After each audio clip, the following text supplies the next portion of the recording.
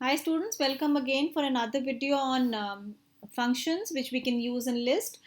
I hope आपने मेरी पुरानी वीडियोस देखी होंगी फंक्शंस से रिलेटेड बिकॉज ये कंटिन्यूएशन में वीडियोस हैं और अगर आपने नहीं देखी हैं तो प्लीज़ आप प्लेलिस्ट ज़रूर देखिए. So today in this video we will be talking about sort, min, max and some functions. So first function हम देखते हैं sort. Sort function, as the name itself suggests, that it is used to arrange the content of the list either in ascending order or in descending order. Okay, so by default हमेशा list जो है उसके contents जो हैं वो ascending order में ही वो होंगे, सॉर्ट होंगे. लेकिन अगर आप उसको चेंज करना चाहते हैं या सॉर्टिंग करना चाहते हैं with respect to descending order तो आप उसका एक पैरामीटर भी होता है which is called as reverse is equal to true, मतलब आप रिवर्स के फॉर्म में. अब इसका एग्जाम्पल्स हमारे पास बहुत सारे हैं. सो आप ये चीज़ याद रखेंगे जब भी हम सॉर्टिंग करते हैं तो डेटा जो है वो एक तरह का होना चाहिए, एक तरह की वैल्यू होनी चाहिए. बिकॉज अगर एक तरह की वैल्यू नहीं होगी तो उसको समझ में नहीं आएगा ना सॉर्टिंग वो कैसे करे. See for example if I am saying L is equal to if you're having a numeric value 67 and 45.5 and 77.2, ठीक है, so this is absolutely fine. And when we are saying L dot sort and we are just printing the value L, so इस case में कोई problem नहीं है और कोई issue नहीं है because they all are numeric value. So accordingly you will going to see the answer getting sorted. Now the problem occurs when you are having one of the values as another, because वो तो आपको भी समझ में नहीं आएगा ना कि मैं इनके बीच में सॉर्टिंग कैसे करूँ. सो जब आप सॉर्टिंग इसके बीच में करना चाहेंगे तो आप नहीं कर पाएंगे, इसलिए आपके पास टाइप एरर आएगा because it will not be able to support a string and integer. And how does it do? It's not able to understand. Neither will us be able to understand, that how do we sort a string value and a numeric value. So that's one thing. Second thing is, if suppose you have all the string values, suppose you have ABC, then you have AAB, then you have ABT, and then you have JJA, and then you have UU, no, not UU, BBC. Okay, so you have this list. Now one thing you're supposed to remember, जैसे आप लोगों के नाम्स जो हैं, your names are sorted or they are written in the attendance register of your class teacher. तो एक alphabetical order में होते हैं ना, किसी ऐसे तो नहीं होता कि किसी भी ऑर्डर में हो जाते हैं. तो अल्फ़ाबेटिकल ऑर्डर में कैसे होते हैं कि अगर फर्स्ट लेटर सेम है, पहला ए आएगा, ए के बाद अगर फर्स्ट लेटर सेम है तो सेकंड लेटर को चेक किया जाता है. तो सेकंड लेटर में बी और ए है, सो ये वाला ए पहले आएगा as compare to A B C. So इसी तरह से असेंडिंग ऑर्डर में चीज़ें सॉर्ट होती हैं कि अगर फर्स्ट लेटर सेम है then the second letter is checked, if the second letter is same then the third letter is checked and so on. So if I am just saying L dot sort and then I would like to print the result, and I just say print L and I will be seeing the answer just like this. So now you see that since A was the first letter which was common among AAB, ABC and ABT, therefore the second letter was checked, and A came before B, therefore it was AAB coming at the first position. And then between B and V, obviously B is smaller, therefore it came in the second position and so on.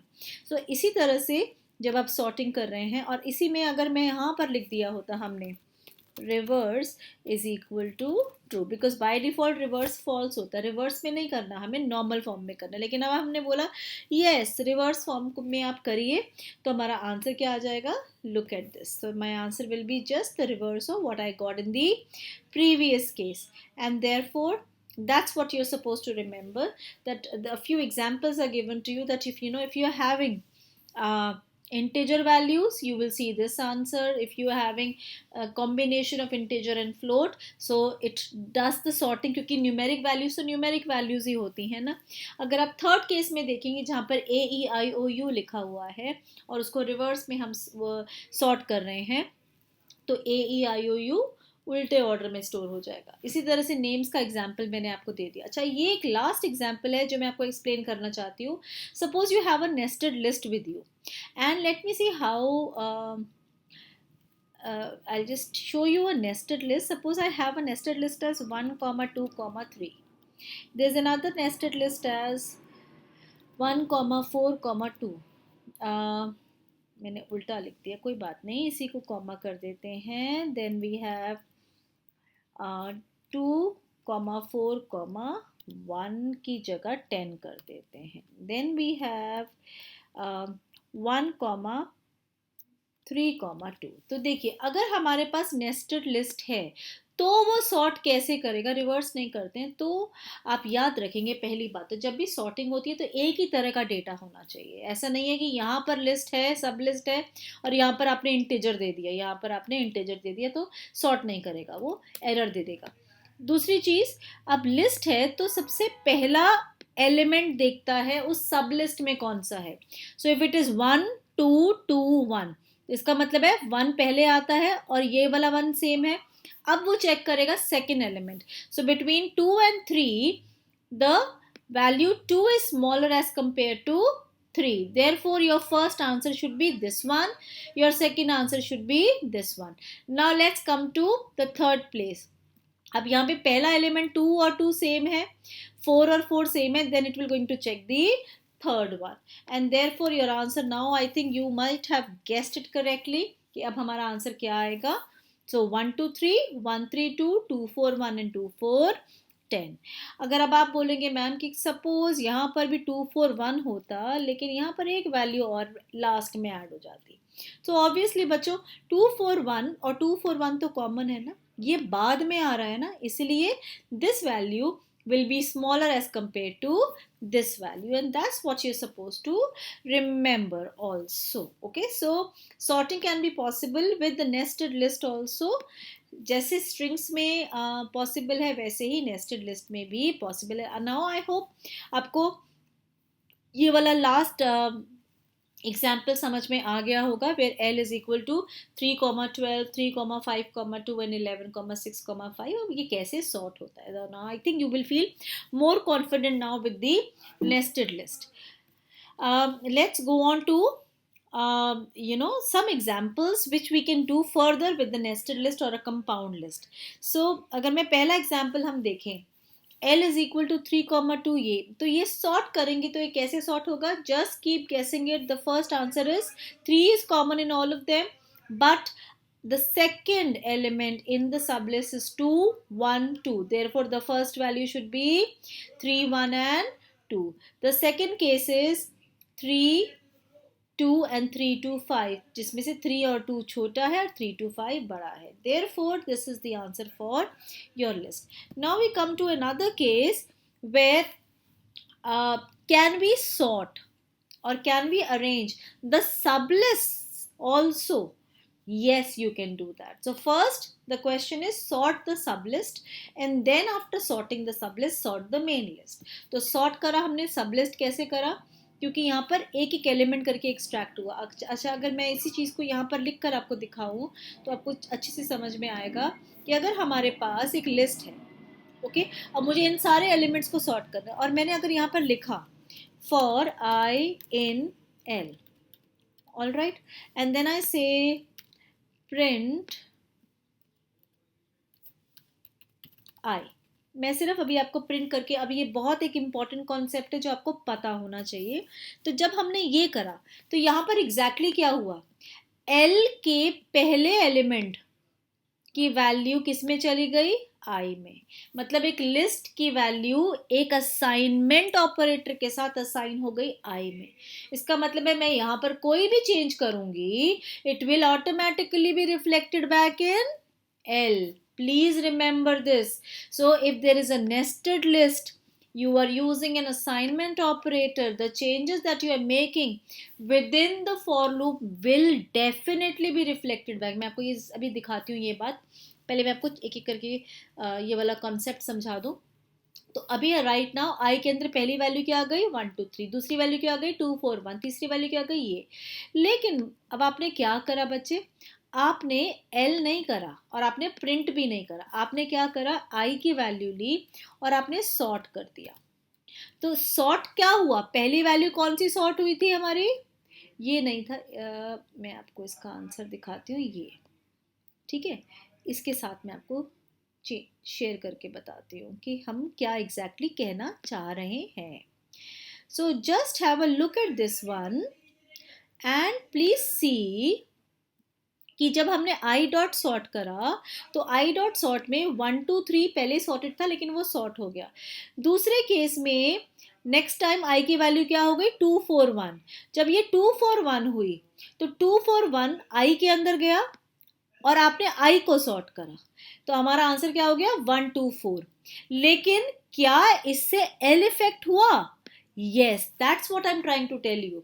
When you have a nested list and you're trying to access the elements of the nested list or a sub list in this, तो यहाँ पे क्या हो रहा है assignment operator use हो रहा है. और आपको शुरू की वीडियोस याद हो तो मैंने बताया था when you use an assignment operator in the tool list then the memory location remains same, so any changes that you do in I will definitely be reflected back in L. so यहाँ पर अगर हम print करें print L तो अब आप देखेंगे कि एल की वैल्यू लूप स्टार्ट होने से पहले क्या प्रिंट हुई थी और लूप स्टार्ट होने के बाद क्या प्रिंट हुई है. So when I say F5, please see this is what I wanted to show to you. when you are did not start the loop this was your list, but when you did the sorting तो ये sort तो already था ही, ये sort हो गया, ये भी sort हो गया और ये भी सॉर्ट हो गया. So what I am trying to tell you is that in a nested list you are supposed to remember that if you have you're trying to access the nested list even through the loop, the changes which are made will definitely be reflected back because through this concept you're actually trying to use the assignment operator. And you know very well when you're using an assignment in a list, you any changes which are made in the elements will be reflected back in the other variable because there is only single memory location that you're accessing. Isn't it very very interesting? Okay, so अब हमारे पास L आ गया और finally अगर अब मैं L को further sort कर दूं और L को हम print कर दें तो हमारा आंसर क्या होगा print?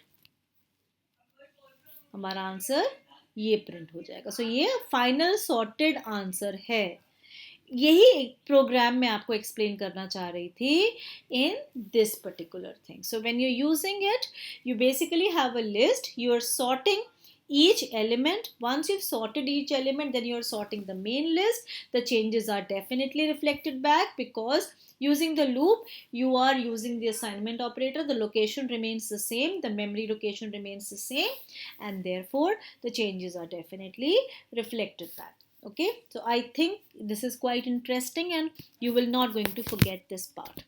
Then we have the min function. जैसे min बेसिकली बच्चे अगर हमारे पास स्ट्रिंग वैल्यू है या हमारे पास ऑल स्ट्रिंग वैल्यूज़ हैं या ऑल इंटीजर वैल्यूज़ हैं तो उसमें से छोटी वैल्यू ये फंक्शन बताता है. So it returns the minimum value from the given value. Therefore, the syntax is it returns the value. Therefore, you have to use it with the print command. And these are few examples. I think this is quite simple. So just सबसे छोटी value जो आपको मिलेगी. अच्छा, first example में nested list है. तो nested list में obviously पूरी की पूरी list ही दिखाएगा जो सबसे छोटी है because अगर 3 value common है between 3 and in the first element and the second element, then it will going to check for the next element which is 12 and 5, and 5 chota hai as compared to 12. Therefore you will going to have this as a minimum value. Similarly normal integer value, similarly string values. Last case में आप ध्यान रखेंगे वहाँ पे हमेशा type error आएगा because वो हम भी नहीं बता सकते ना कि स्ट्रिंग में और इंटीजर में या फ्लोट में कौन सा आंसर सबसे छोटा है. ऐसे ही मैक्स वैल्यूज हैं. It returns the maximum value from the given list. So again the syntax is quite common and similar to what we have just done with the min function, and same way it will going to return the maximum values. So isme I think it's quite self explanatory and it's simple for us to understand. Finally if I need to find the sum of the values, sum क्या करेगा, हमारे जितने भी objects हैं उनको, but इसमें numeric value चाहिए। आपको पता है ना, स्ट्रिंग के अंदर सम तो निकल ही नहीं सकता। Therefore it finds the sum of the numbers in a list. It has one parameter start. देखिए ये एक अलग चीज़ है सम के अंदर, कि अगर आपके पास एक लिस्ट है तो सारे एलिमेंट्स लिस्ट का सम निकालेगा, and at the same time उसके अंदर अगर आप एक स्टार्ट वैल्यू और ऐड करना चाहते हैं फर्दर, तो वो ऐड करेगा, लेकिन वो एक ही पैरामीटर है, आप यही याद रखेंगे। जिसका मतलब ये है कि अगर मेरे पास एक लिस्ट है और उस लिस्ट में I am having this value, let me just have this as a list, say 2, 5, 3, 4, ठीक है। और हम यहाँ पे निकाल रहे हैं प्रिंट करके sum of L, and if I just print function f5 and this is what the answer that I get, it is 15। अब 15 में मुझे 5 और ऐड करना है, so I just provide a next value 5 to it। That's the only one more parameter which is allowed, and when you add, it will add 5 to it, and hence I will going to get my answer 20। But you cannot have another list getting added to another list, that is not possible। Okay, what you can do is, if I have one list and if I have another list as 6, 7, 8, और यहाँ पर हम comma कर रहे हैं, तो ये तो डेफिनेटली एरर आएगा, बिकॉज एक लिस्ट दूसरी लिस्ट के साथ ऐसे ऐड कभी नहीं होती है, it never add. So if you try to even do that, it will going to give you an error. Okay, it has to be, the starting value has to be an integer। So what you can do is, you can have L plus sum of G। That can be done, because then separately you're finding out the sum, and you can find the sum of the individual list, which is 36। That's possible। Therefore, this is what you're supposed to remember, that if you're trying to find the sum, these are few examples. You cannot add two lists like that, and the start parameter always has to be an integer value, so it adds the value which is given. If it is not given, it is taken as 0। That is why you see the sum answer as the sum of all the elements of the list। So I hope children you've understood, and please do revise the concept of sorting in list। Do revise the concept of nested list. Nested list में अपने अगले video में भी आपको बताऊंगी दोबारा से, और दोबारा से अच्छी तरह से और एक्सप्लेन करूंगी, so that the concept becomes completely clear। So if you have any questions, do write under the comment section, and if you like the video, do press the like button, share and subscribe, and have a lovely day।